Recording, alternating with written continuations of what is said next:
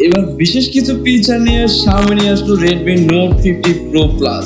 Xiaomi সবসময় budget সেগমেন্টের ভিতরে ফ্ল্যাগশিপ সেট নিয়ে আসতে চেষ্টা করে এবং তেমনি এবারও নিয়ে আসলো বাজেট সেগমেন্টের ভিতরে একটি আকর্ষণীয় স্মার্টফোন, যেটাতে রয়েছে অনেক প্রিমিয়াম ফিচার এবং ইউনিক কিছু ফিচারও অ্যাড করা রয়েছে, যাদের মধ্যে রয়েছে 7000 mAh এর হিউজ ব্যাটারি এবং IP66, IP68, IP69 এবং IP69K ফুল ওয়াটার প্রুফ রেজিস্ট্যান্স। তাহলে চলুন বন্ধুরা আর দেরি না করে ফোনটির সম্পর্কে বিস্তারিত জেনে নেওয়া যাক। তো এখনো যারা আমাদের চ্যানেলে সাবস্ক্রাইব করেননি এখনই সাবস্ক্রাইব করে দিন, আর ভিডিওটি যদি আপনার কাছে ভালো লাগে একটি লাইক তো অবশ্যই করে দিবেন, আর কমেন্ট করে জানাবেন ফোনটি আপনার কাছে কেমন লেগেছে এবং আপনি কি ফোনটি নিতে চাচ্ছেন কিনা।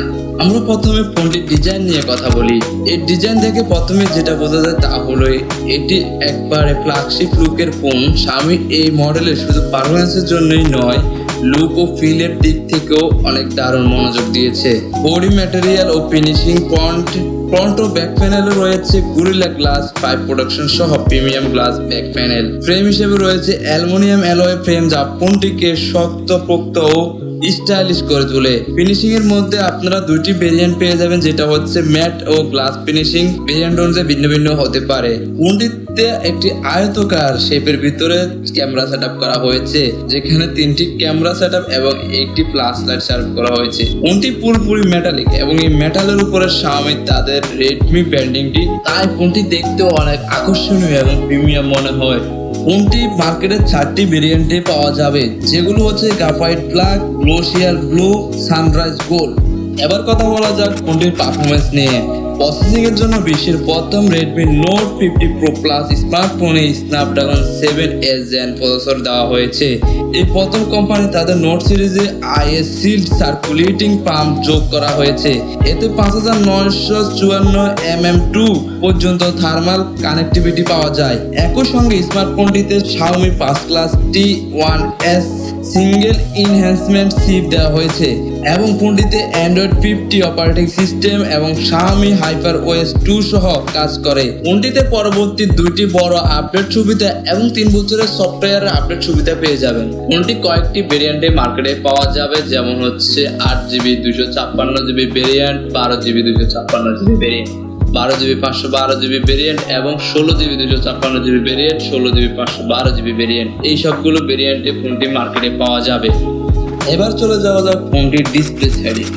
Redmi Note 50 Pro Plus এর সামনে 6.83 inch micro curved AMOLED display দেওয়া হয়েছে, যা 120 হার্টজ রিফ্রেশ রেট, 480 হার্টজের টাচ স্ক্রোলিং রেট রয়েছে এবং 3200 নিটসের পিক ব্রাইটনেস যুক্ত 1.5K রেজোলিউশন ডিসপ্লে অফার করে।